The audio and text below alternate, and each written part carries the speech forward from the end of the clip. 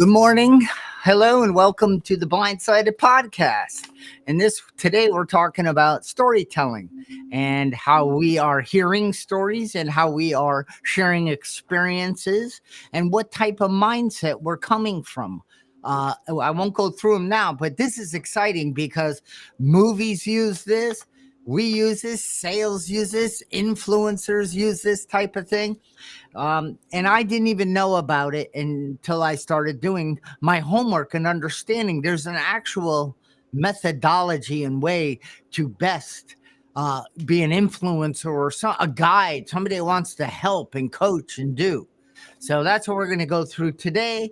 My name is Charlie Collins with the Blindsided, co-host of the Blindsided podcast, and I'm a speaker and a trainer and just a grateful guy this morning. Good morning, Charlie. My name is Brenda Hayden.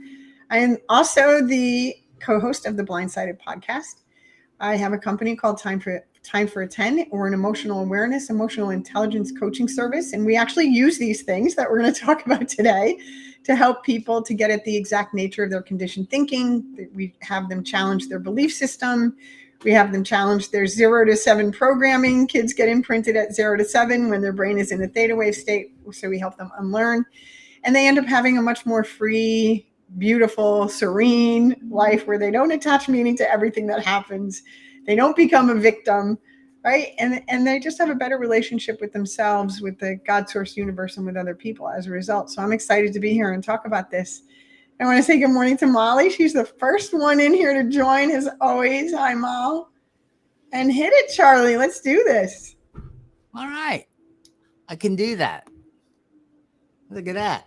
All right, so I first just wanted to talk about a movie, 2 movies real quick. And one is Jaws and one is Rocky. So in those movies, first of all, Spielberg came out with, Rocky, Jaws in 1975 in the summer. And he took a big risk because movies didn't come out in the summer. And this is just a little fact. They didn't come out in the summer because who wants to watch a movie in the summer? And who would ever come out with a movie that I can't go swimming anymore because a shark might eat me? And it was a huge success. So anyway, what are the elements of a movie like that? Why did it keep us on the edge of our seats? Well, because it had a victim, had several victims in it, people that got bit. It had a villain, Jaws. It had a hero who saved the day and blew up Jaws, and it had a guide. A guide was and I don't remember the names of those, but the guide was, teaching and helping guide the whole process to get rid of the problem. And then we look at the movie Rocky real quick. We got Mick, the guide. We have the villain, Apollo. We have the hero, Rocky. And we have the victim, people kind of Paulie and Adrian. This is terrible. What you're putting yourself through. So why is that? The movies that use these frames that keep us suspenseful on the edge of our seats, they have this framework in it. But you ever go to a movie or hear a story or somebody sharing with you and it's like boring? That is when these elements are left out. And unfortunately in the world now, it seems most stories that get attention or suck us in have victim and villain mostly in them. Mm-hmm, mm-hmm. That's so true, Charlie. And so why is this important, one might ask? Why are we talking about these different roles, right, in a movie that engage people? And the truth is that in any circumstance, in any relationship, in any event that's going on, you self-identify by telling yourself a story. Mm-hmm. And you play a role in that story as it relates to whatever it is that you're talking about, whether it's your next door neighbor and you have a problem with them, or you're waiting in a line. We talk about that a lot. Or what am I going to do today? Or what kind of day am I having, right? We tell ourselves a story about what's happening in our life on any given day. Mm-hmm. And we usually put ourselves, it's just human nature. And part of it is because this is what's been coming in through movies and other things in society and news. we choose one of those roles to be. And part of what we're going to ask people to do in this podcast and moving forward is to pause, to challenge the story you're telling yourself, to not pick a role, and to just kind of let it unfold by observing what's happening instead of engaging with what's happening. There's a big difference. Observing, even observing, not just observing what's happening, but observing where you want to go, what story you want to tell yourself, and what role you want to play. This is the kind of thing that happened when I did that spontaneous thought journal. I got to see the role that my subconscious brain was putting me in when I wasn't thinking about how I was thinking. So metacognition wasn't happening. Nope.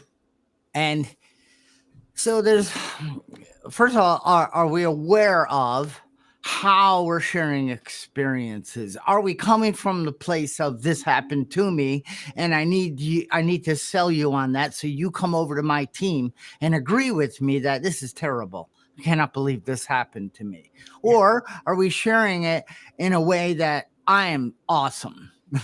I am the hero. Look at me. And where that's good is where if you're an inspirational, motivational keynote speaker, that's a good place to share something that puts people that they just want to jump up and go at the game of life. They're inspired and feel motivated. That's fine. But and then there's the guide, like what happened, what it was like, what it's like now. And that not only it kind of encompasses all of it. I was a victim at one time. The villain was my thinking. I used to think it was outside of me, but I started to learn. And I had a guide in my life that brought me through. And and those are the types of things. I'm not saying, as you go through your day, Brenda, you just said it. What is the most important conversation you're going to have today? What I have with myself. Yes. What I have with myself. Right. That's one of the slides in my presentations is I click and I don't put the answer. And then I say, click with yourself. And that is the story we hold of us, the belief in self. Absolutely, Charlie. Let me ask you a question. When you are having an experience, what's the lens that you're having that experience through in your experience? What is the lens you're having that experience through? Me. What about you? Well, it could be, so when I'm having an experience, which is the end of everything, an experience which triggers my emotion. What lens am I? Well, it depends. I mean, I know what the old lens was. It was the poor me and dishonest lens. And then it was reality and how is this happening for me lens. Yeah. So our default, like when a computer boots up, right? Our operating system is going to boot up in our past experiences. That's the lens we look through when something first comes into our awareness. And until you build a practice, right? Until you do it enough times where it becomes habitual. And what is it that we do enough times? We challenge that lens and we ground ourselves into the present moment, and we don't bring the past into the present experience because it stops you from having a new experience. It stops you from co-creating an experience that you want, really. The lens that we normally look through is the past. And it's just habit, because part of why I believe this happens is because everybody's always rushing all the time. I got to do this. I got to do that. I got to be here. I got to, there's this constant fear. We're in our amygdala all the time, in the fear part of our brain. And we're not stopping and pausing and even saying, what kind of experience do I want to have from this that's coming into my awareness? You actually do get to choose, right? You get to choose what kind of experience you want to have. We talked about it last week when Paul Selig ran away from me, right? And higher self, God source universe guides, whoever's channeling through me, right? Said, how do you want to have, what kind of experience do you want to have with this? And I was like, oh yeah, that's right. I could either play the victim, oh, he doesn't like me, I'm not good enough. I could go to all those past childhood traumas and I could bring that and say, see, I'm not good enough. Or I can say, this has nothing to do with me because I'm not even a blip on his radar. This was not personal. and move forward from there. And that's the path I chose to take. And I had a great retreat, great personal experiences with him after that, because I co-created that. I made the decision to see it differently than the past would have allowed me to if I was just looking through that lens, which is our default. We're going to pull in the past. Hi, Yep. Carrie. Good morning. So also just we're streaming today out on Facebook, LinkedIn, a couple of YouTube channels, and this is it's wonderful because today's technology allows us the ability to sit in different areas and different homes, and that's a good story. Except I'm sweating. It's hot in here. All right. So and I'm trying to get us it says we're streaming on my TikTok channel. But okay, good. I have not seen it there, so I'm going to work on that, guys. So what we're talking about, well, first of all, we got to understand, or we've got to come to terms with and realize that we're in a story, that our thinking is just recycling. I get diagnosed at age 9. I'm declared legally blind at age 13. My story shifts very quick to I'll never be able to. And some of that was true. I'll never be able to drive legally. I'll never, I'm not going to be a pilot, a jet fighter pilot. And I'm not going to race cars. I'm not going to be able to do some truth to that. But the story was, but that's all I can do. And now I can't anymore. So that story, it came into play with as I tried to move forward in life. I tried to go to college, but I failed out. But I didn't. I feared out because of that story. Yeah. I'm not smart enough. Everyone else is better than me. And I didn't know that story, that conversation I was having, not out loud all the time, but always internal, that how bad it was affecting me. And Brenda, when we share with people, if we're sharing out of the victim mind or the villain, like, this is why I had to take these actions, and it's justified. Like, and if you can't see it and approve of it, you're the idiot. and it felt so good to bring those people in. And when they would say, yeah, I can see why you acted that way, it's like, oh, good. Thank you. I feel better now. But in our world now, if I tried to call you and bring you over to why I acted like a 3-year-old or like my old self, and I did something that was childish and like I was powerless, I had to do something, you would be like, hello, no, that doesn't work. We don't talk about things. We don't go down that path. Right. But Brenda, it didn't happen. Like, I didn't become aware to this. I don't know what metacognition is. I don't know I have the ability to step back, pause, and go, where am I going with this? How do I what is the end in mind that I want? How can I share this story with somebody that maybe helps them or at least inspires them, instead of they walk away going, man, that guy, oh, and then they share that negative experience I had with somebody. So now when you pass it on, you're passing on toxic garbage instead of inspiring help. Right. And what just came into my awareness as you were talking is this VIA Institute, the strengths. You're diagnosed with a disability, right? You're blind. And instead of focusing on, I'm blind, I can't, right? We're going to move into, so what are you good at? What can you do? What can you focus on that's for your highest good, that's for your benefit, so that you can lead a full life, right? So here's a really good example. My son, Michael, when he was 4 years old, had a traumatic brain injury. He fell out of a shopping cart when he was with his dad at Home Depot, right? And he shattered his skull. Now, without telling the whole long story, it was terribly tragic. He's half blind in each eye. So he's legally blind just like you are, right? So, and he's been legally blind since he was 4 years old. I have not heard him one time say, I'm blind, I can't. He says, I can't drive because I can't see, right? He'll say things like that. And here's the difference. When he was 4 years old And, he was in the hospital for an entire year. And then he was in a wheelchair for several years after that because the whole right side of his body was paralyzed. We told him from the time he was a child that he was a miracle. That's all we focused on. Cannot believe you survived that accident. You are a miracle. And when you talk to him today, one of the things that will definitely come out during the conversation, he'll say, "Did you know I'm a miracle?" And that's how he sees himself. He sees himself as a miracle, right? So, and the point in telling that story is, you can tell yourself a different story and change your experience. You can help somebody by telling them, and that's what we do in coaching. We tell them a different story about themselves that starts to change the way that they see themselves. And it's a beautiful thing.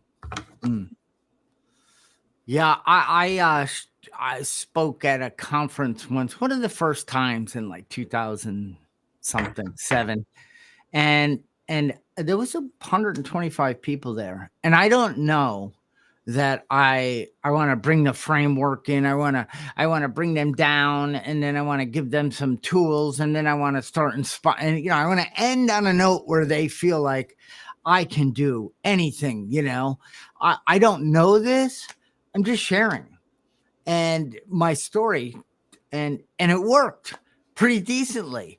And I recorded it and I watched it, and then I studied and I learned. Like, I was petrified doing it, first of all, Brenda. So what lens was I under? Me. I was thinking of me and what they thought about me and how I want them to like me, clap for me, and make me feel like I'm worthy. And I didn't know that. I mean, I just was my default being at the time. And then as I started breaking it down and looking at it and thinking, it has nothing to do with me. Yes, I need to do a good job and bring boatloads of value and show them that, I was the right guy for them to sit down and give me their time. That's all true. But it isn't. Once I detached from this is about me to this is about them. And I got, I still got those little, but that was more of excitement, not like, oh my God, I have to perform in a certain way so they like me. It was, I am deeply concerned about delivering and coming from the heart, reaching the heart. So you walk away with something that will help you. Absolutely. The motive is key to anything. And when your motive is authentic and sincere and it's to be of service, which comes naturally for you and I. It didn't for a long time, but since we did the work, it's like there is no better life than to be of service to somebody else and watch the lights come on or see them get relief from a problem that they were like there. It's infectious to watch and be part of that process. I want to read a comment here from Imagination, the Awakening. And sadly, at no fault of any one person, the story gets perpetuated by people who are living in a trapped story of their own. Continue to perpetuate a limiting story until the cycle breaks. And, that's a really good point, until the cycle breaks. And how does this cycle, Charlie, get broken? How do we break the cycle? What usually happens? I don't want to answer my own question. I'll give you a chance to answer. How do I break the cycle? Yeah, how does this cycle of perpetuating a false narrative, how does that cycle break usually? It breaks, well, because self-reflection, self-pity, depression. I'm like, God, I sit in this spot like, is this all there is? Is there anything? Yes. Surrender is really what it comes down to. Yeah, an existential crisis. You get sick and tired of being sick and tired, or you have some kind of like, it stops working. And then you become aware that it's not working because you're freaking miserable and everyone around you is miserable and no one wants to be around you. And you change. You get enough pain and you change. It doesn't have to be that way. But typically that's how it works for most people. Some kind of crisis, some kind of existential crisis, some kind of huge falling out. It doesn't have to reach an acute level of pain before you make that change. You can make it today. With a guide. Yeah, a conditioned mind can't fix a conditioned mind. We know this. So yeah, with help. We don't do any, and I want to preface that. We don't do any of this work by ourselves. That's not going to get you very far. You mean a solitary self-appraisal doesn't seem to work? No, no, Uh, no. and, We're not and supposed to do this alone. That's why there's 8 billion people on the planet. All I, these souls, we got to why? help each other. It's no fun. Oh my And God. I find it like I like discovering. I'm curious, uncovering, discovering, discarding things in my life. I Mm. like I like you know I used to be the I used to say in my I'm the guy that can offer you a new prescription. I am helping remove blind spots. Mm. Can offer you a new pair of glasses. There's all sorts of spins on it. I can help you see within yourself that you have a new prescription just waiting to drive your life, but it's blocked right now by very dark sunglasses. Yeah. So, this is a good time to ask the question and have people ask themselves this question: why do we lie to ourselves? Why is it that we lie to ourselves? When before I did this work, not only was I lying to myself just about everything, right? I was building a story that suited what I wanted, even if what I wanted was really bad for me. I built a story around it. It's not that bad. Oh, I'm not hurting anybody. I'm only hurting myself. So, you know, the lies that we tell ourselves, how do we break that cycle? Like, how do you start getting honest? Really, it's about self-honesty and then honesty with others. How do you cross over to that bridge? So many people I know, including myself, before I did this work, I was petrified of being honest. What are they going to think of me? Are they going to judge me? Are they going to be mad at me? I'm supposed, I've been presenting myself as this person, but I'm really this person. How do I recover from that? How do people make that leap, Charlie? By trying, by hiring somebody, by how did I do it? I just leaned into it and I tried it. And the guide, the mentor, the person I was starting to work with didn't look at me and say, "Wow, you are a loser." They didn't do that. They listened and they helped me see what was keeping me with the dark sunglasses. And over time, they showed me that new prescription was already a part of who I was. And they helped me see it within me so I could then start coming from that. Yeah. It starts with getting honest with one person first, and that's yourself. Yeah. That's yourself saying, admitting to yourself that the story you're telling yourself and the role that you're putting yourself in isn't true. It isn't true. You just have to say to yourself, I know I'm lying to myself, right? And then from there, as you start chewing on that, getting honest with yourself, I know that I am being dishonest with myself about this person, place, thing, or situation, or my own behavior, especially my own behavior. And then you find one person to share it with, whether it's a coach, a priest. I know someone who used a priest recently and it was really good for them. A mentor, not somebody who's going to say, oh, you're fine. No, not somebody who's going to co-sign your dishonesty, right? You don't want to go talk to someone who's at the same level that you're at. No. Right? And you share it with that one person. And normally what you're going to get back is compassion, understanding, some validation about how much courage it took to get to that place. And then, it mushrooms out from there, right? You could start with a coach even. So, honesty with yourself, admitting to yourself that what you're doing is wrong, how you're living is wrong, the story you're telling yourself about yourself is wrong, right? Questioning that belief system.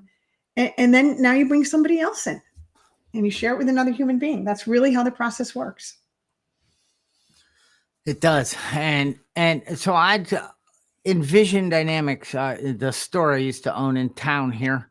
that sold adaptive technology for people. Really, it sold independence. It sold them a new prescription, Mhm. and it offered tools and things to help them move from I can't and blindness sucks to okay, maybe there's something to work with here. So then when somebody would come into the store and say, first of all, they were the victim, and the villain was male, the missalette, the TV guide back in the day. It was anything in print material on a TV, and just life around them was the villain. It was like everywhere they looked, they couldn't do it anymore. So they came in with a chip on their shoulder, with a belief that it's over and I don't know why I'm here. And I heard that maybe you guys could help us. And I'm like, all right.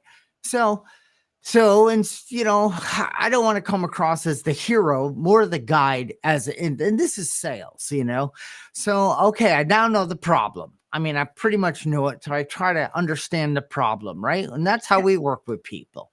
And then, what are the things that are triggering you to get deeper into the problem? Well, now I know that. So are you open to the possibility of me, holding your hand, not really, but guiding you into a process, into a new way of thinking and living and acting that might help solve some of your problems? Oh, I guess, like you said, well, do you think you can handle that with me today? Yes. So I would then start to show them, here's what it's like. This is what we can do. And this is what it could look like once you start implementing these tools into your life. And it was awesome. Like you said, to see the lights go on. People would start reading on a desktop video magnification system back and forth and like, look at me like I'm reading. I said, I know you are. And like now they believe that they believe in themselves a little more, because what they did, they believed I believed, right? Yes. Well, this guy seems, I've been legally blind forever. I'm independently running a company. I am, I'm doing all these amazing things. Yeah, but you're younger than me. So what? And you're older. Why do you got to bring that story in? Get rid of that. Let's pretend we're the same age. So I had fun with all the different ways to help people to just lean into it, just take a little step towards, because I knew, and you and I as coaches know, that if you're willing to surrender, if you're willing to just lean into it, take that initial step, something will happen. It's called, you'll have a little more peace and ease in your life, and it will help move you more forward. Absolutely. Absolutely. All right. Any other comments? I don't see any other comments. No. Anyone have anything they want us to talk about? I mean, not like the flowers or anything, but Yeah. So why don't we open up the chat and take a couple of questions or comments? If you guys feel so moved as to put something in the comments, we'll talk about it. Yeah. So when we're talking about the 4 different categories, right? The victim mindset, the villain mindset, the hero mindset, and the guide mindset. I think, one of the things that's important when you're in a victim mindset, and I think a lot of people don't even realize sometimes that they're in a victim mindset. I had to really pay attention to it. Like I'd be working on a spreadsheet and I'd make a mistake and I'd be like, oh, again, right? I would allow myself to be upset over the smallest little mistake I would make. Now that's really coming from a victim mindset, because really, who cares? Like, what is the big deal if I make a slight mistake on something? Actually, what is the big deal if I make a mistake at all? That's how we learn, by making mistakes.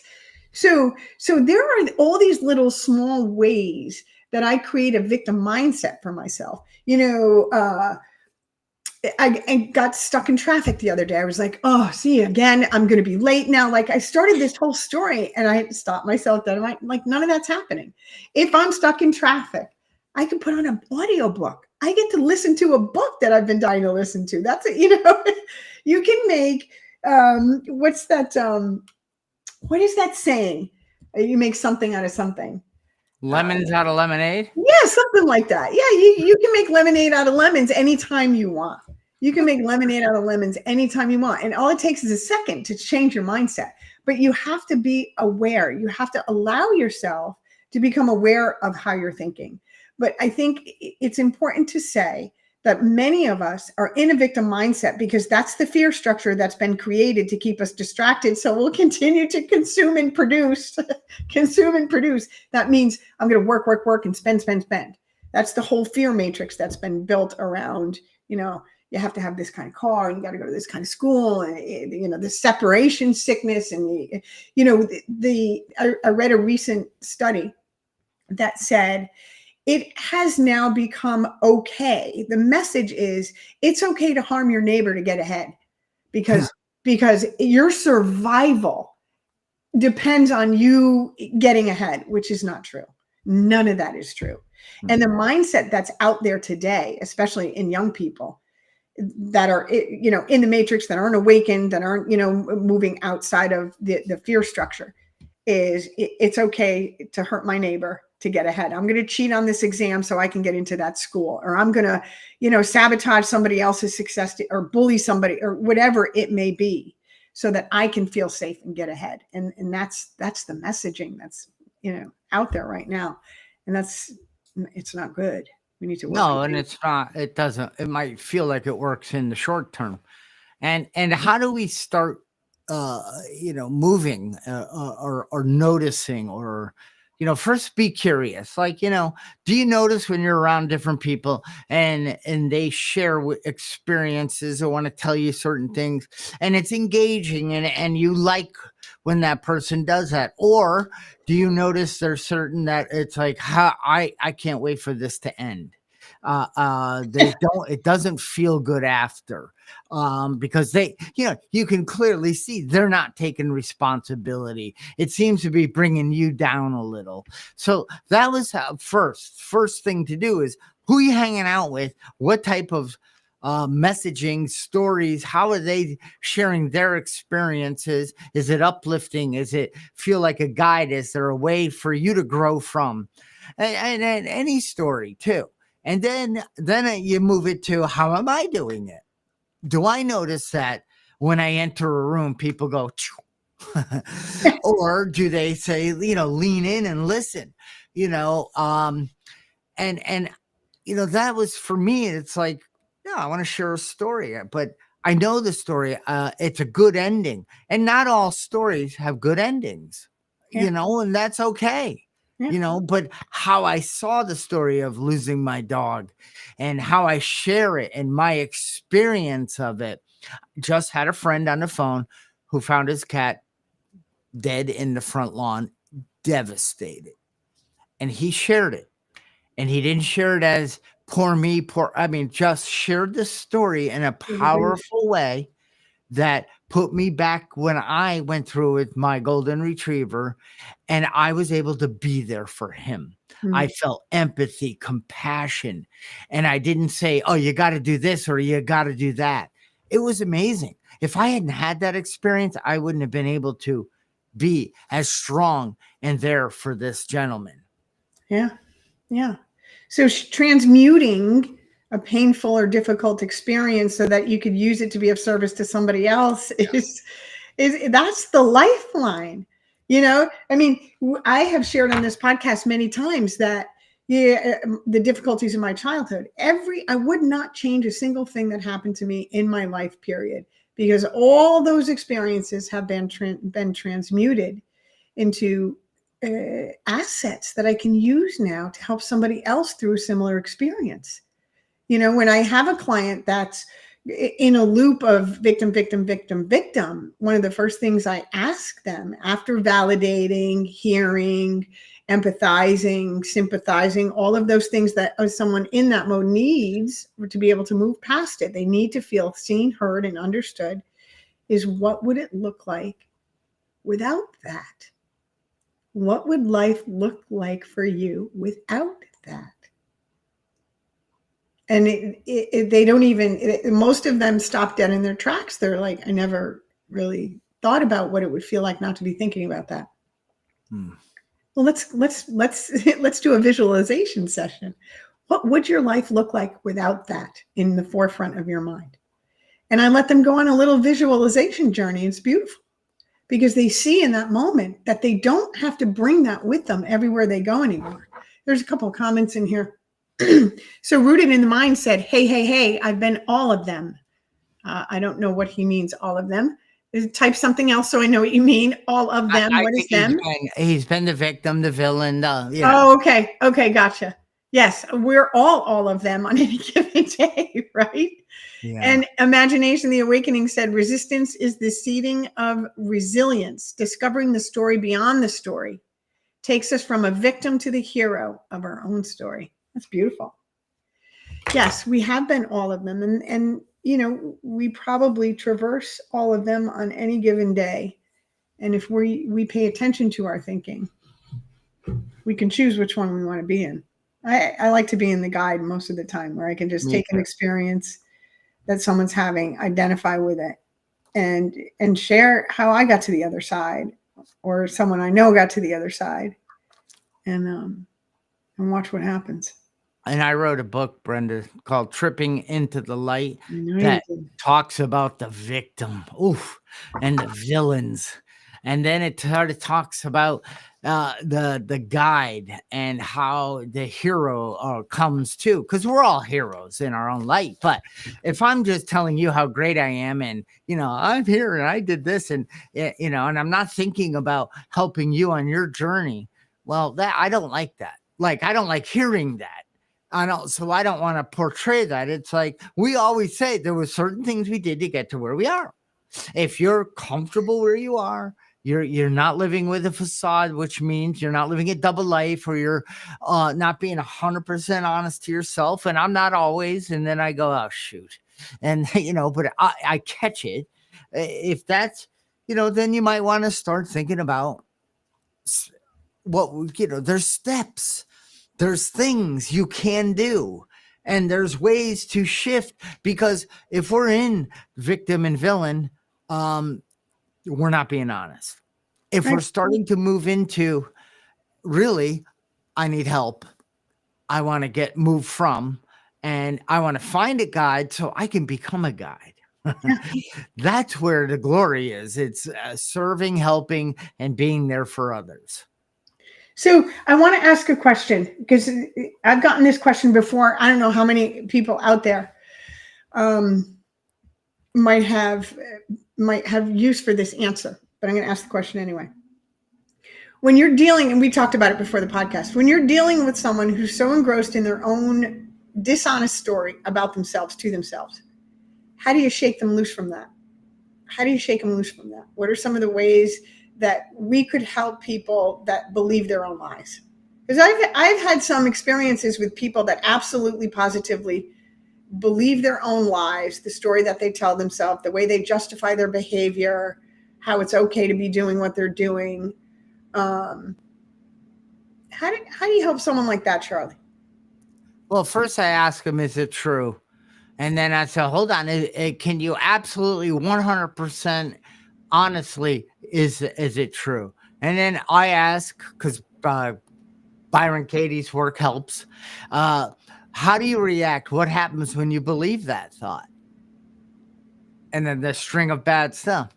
And then I ask them, who would you be without that thought? Can you imagine? It's like, well, that's not possible. I have to have that thought. No, you don't. Yeah. You're bringing that suffering into you. No one's doing it to you. Yeah. That's how I start with someone, because that's what happened with me. Somebody like a Tony Robbins. You ever seen him disrupt somebody who can't get out of the lie? He's like 7 foot tall, and he screams at somebody, which disrupts you, which severs you, and then he just opens the door. Molly says pray for them as well. That's a really good tip. I pray for people all the time. The other thing is not to be afraid. I used to be very afraid of confronting people when I knew they were lying. And I'm not so afraid of doing that anymore, because to enable a lie is to co-sign a lie. To enable a lie is to co-sign a lie. And Rooted in the Mind says they recommend you share your experience, strength, and your hope. And you live the steps, and within time they see it. That's a beautiful, gentle, and appropriate response. Yeah, you model good behavior. Not even good behavior. You model honesty. I don't want to call it good behavior or bad behavior. You model honesty, and it kind of, I mean, that's what we do. I'm in AA. That's what we do in AA when I sponsor people. And I do 10s with them. We model when we share. And just remember, enabling is disabling. It is, Charlie.